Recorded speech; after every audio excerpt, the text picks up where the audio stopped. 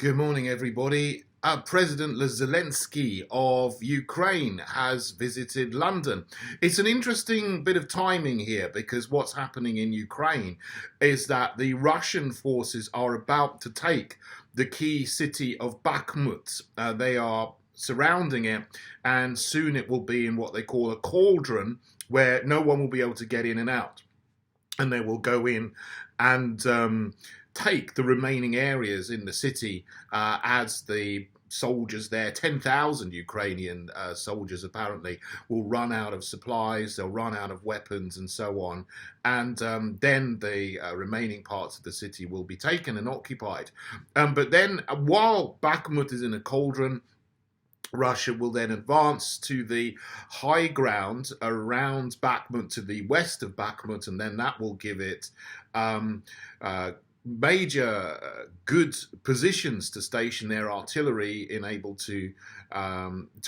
to go on and take the remaining large cities in the Donbass of Kramatorsk and Slovyansk. So that's what's happening. Even the Western mainstream media, even the BBC, is now reporting that Bakhmut is about to fall, which is a big change from the narrative that we've had the whole way through, that Russia is losing, Ukraine is pushing back, they're taking positions, they took back Kherson, they took back a lot of Kharkov Oblast, Ukraine is going to win. Now even the BBC is admitting that Russia is advancing in the key areas where the defense on the Donbass line is the strongest, and the Ukrainian front line is falling apart, and it looks like it's about to fall apart completely.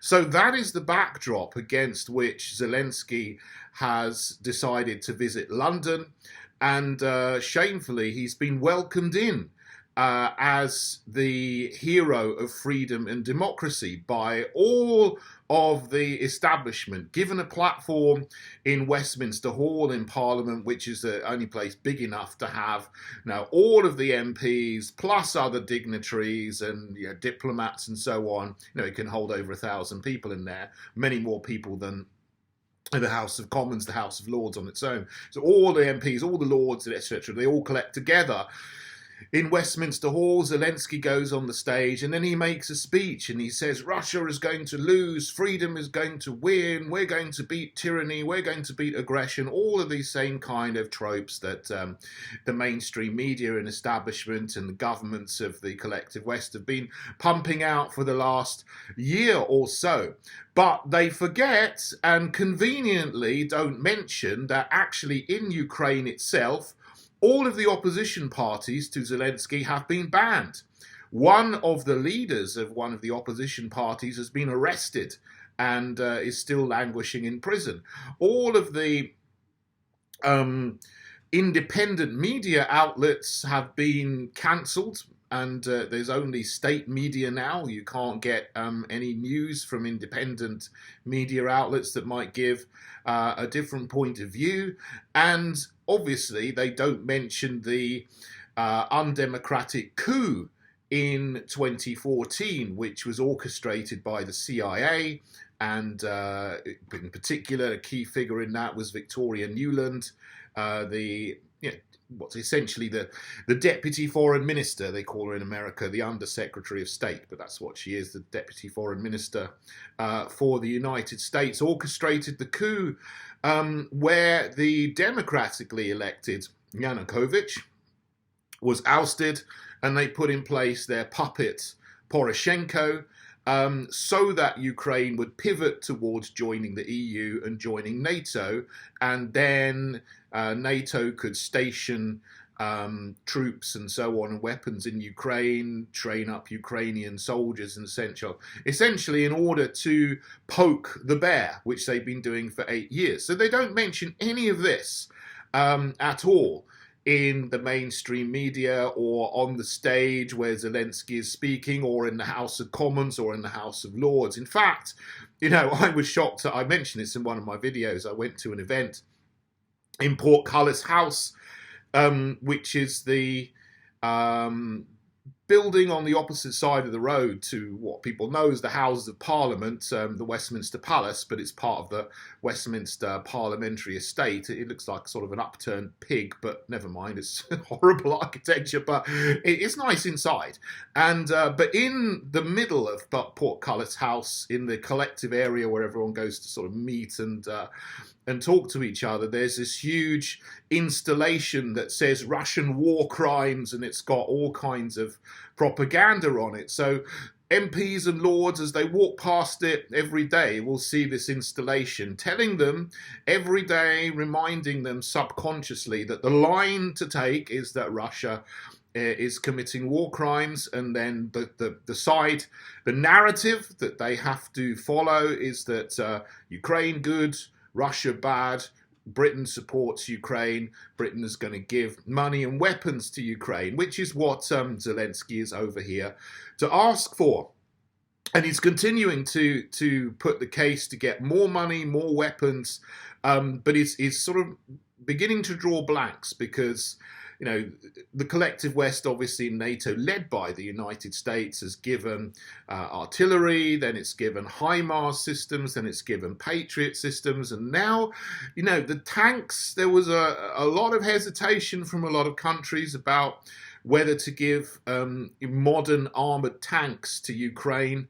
Germany hesitated for a while, but then said they're going to do it. The UK said, not me, but the government, the regime here, the fake conservative regime, whether it's Boris Johnson or Truss or Sunak, they're all doing the same thing. They've agreed to give 12 Challenger tanks to Ukraine, depleting our arsenal of weapons here in the UK.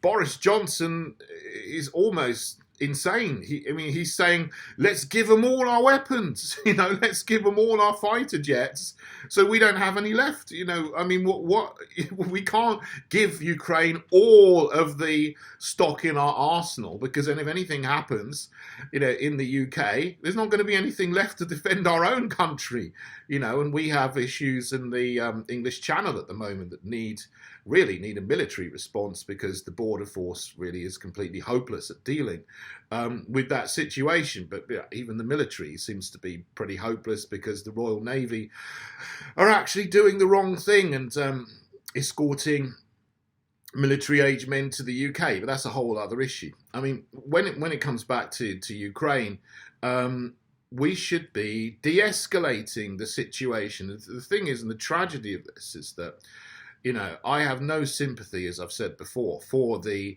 Azov battalion and the other groups in the Ukrainian government and the Ukrainian security forces and armed forces that are real National Socialists. Really, really nasty people, thugs. They hate everybody. And, I would not, cry for them.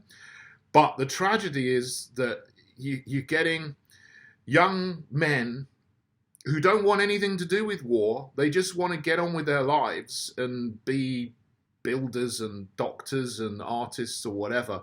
And they are getting conscripted and beaten by these thugs to go to the front line, and they last, a few hours and then they're gone.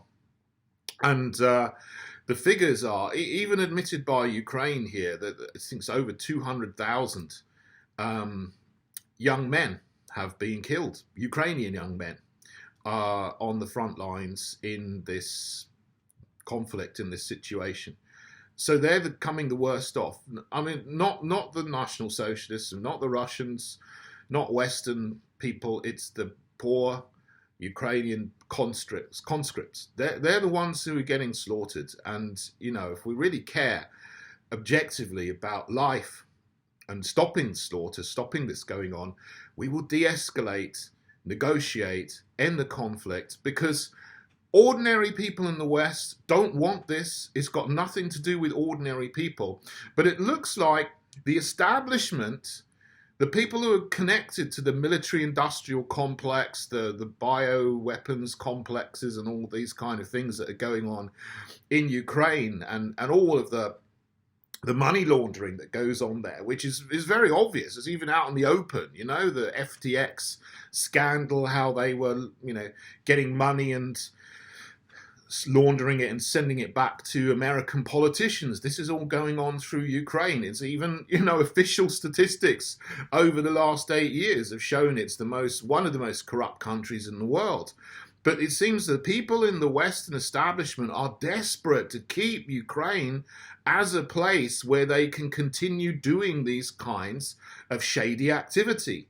Well, actually, what they are desperate. That's why they're saying Ukraine must win. And Boris Johnson has got this hashtag he puts on some of his tweets. Hashtag Ukraine must win. Let's send more weapons. Let's give them everything that they need to win. But it's not for the benefit of ordinary Ukrainian working people any more than it's for the benefit of ordinary British or American or German working people or businesses. It's for the benefit of the globalists who want a corrupt nation in order to continue carrying out their dodgy activities and their dodgy dealings. That's why they are so invested in this. And of course, Zelensky himself is what is he? Is he a billionaire or multi-millionaire? He's funded by this oligarch, Kolomoisky, who set him up as a comedian on the TV show, acting the part of the president. And then before you know it, he is the actual president. I mean, that's just crazy. This is just a whole circus. It's not serious. You can't take it seriously. And of course, he is an actor. So he can go on the stage and give a very, rousing speech and sound, like a statesman. But underneath it all, he's an actor and he doesn't care for the 200,000 plus Ukrainians who've already lost their lives.